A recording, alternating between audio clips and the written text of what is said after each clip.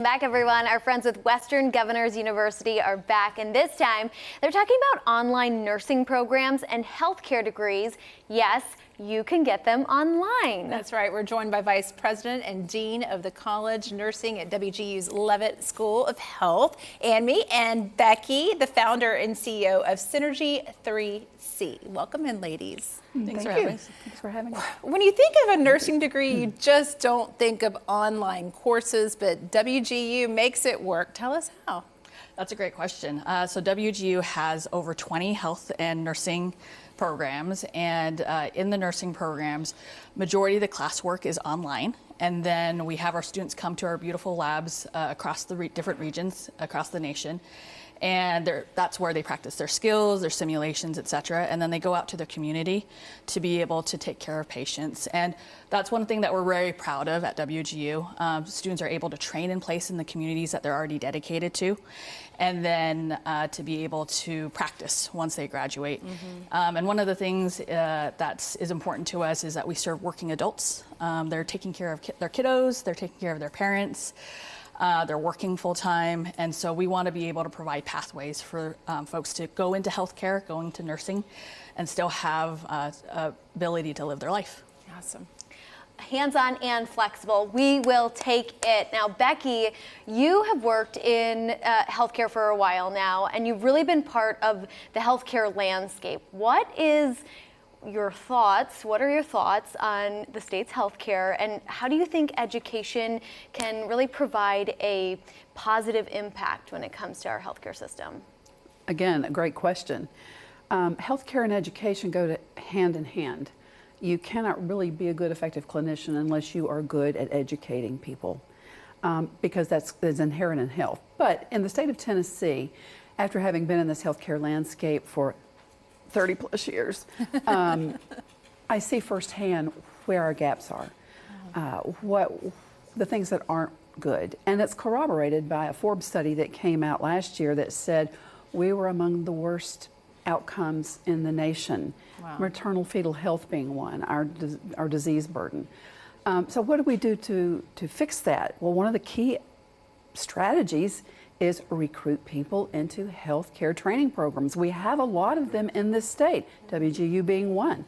But once we get them in, let's recruit them to stay in the state. We have such an access problem. People can't, even people who live in urban centers, if you call today and say, I'm sick and I need to see my doctor, you probably won't be able to see that doctor maybe sometimes for up to a week. By that time, you're either really sick or you've gotten well. So let's get people in the state to provide the care here, incentivize them to stay and increase access for our Tennesseans. That's great. Wonderful. Well, tell us, Anne, what is competency-based education exactly? Great question. So competency-based education, instead of the standard traditional seat model, like the seat time model, students are able to demonstrate their competencies and their understanding of different concepts in a course. And once they're able to demonstrate that, they can move on to the next course. And we're not beholden by calendars, semesters, midterms, finals, etc. So a student can schedule their exams when it's convenient for them. And the other thing about our school is that a lot of our adult learners come with a lot of the learnings of life, whether it be in their jobs or other life experiences. And for them, if they're able to demonstrate that they already understand a concept, they're able to move faster, and that means saving time and money.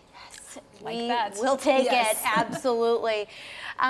We were talking about this before, but about how doctors, when they have good bedside manners, they can just change your whole outlook when it comes to healthcare. And that's what you guys are teaching at WGU, is that it's not just about the physical health. Please explain. A person is not just physical health. A person is multidimensional. We have spiritual aspects, we have behavioral aspects and emotional aspects to who we are. And in what we're trying to do, and here we're having a conference tomorrow, Health EQ Tennessee. Love to have you guys come, www.healtheq.com. Love to have you to come, because we're bringing policymakers and healthcare organization leaders to come together, not only just to talk about our issues, but addressing them. And that means looking at social determinants of health.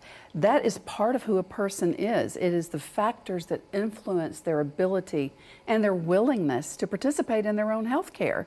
It can mean the difference between success or not success, health or unhealth. So we have to treat the whole person. And as clinicians, we have to recognize that and look at the social determinants of health, like can they be adherent? Can they get their medicine? Can they eat good food? Can they get out and walk? Can they come in for an appointment?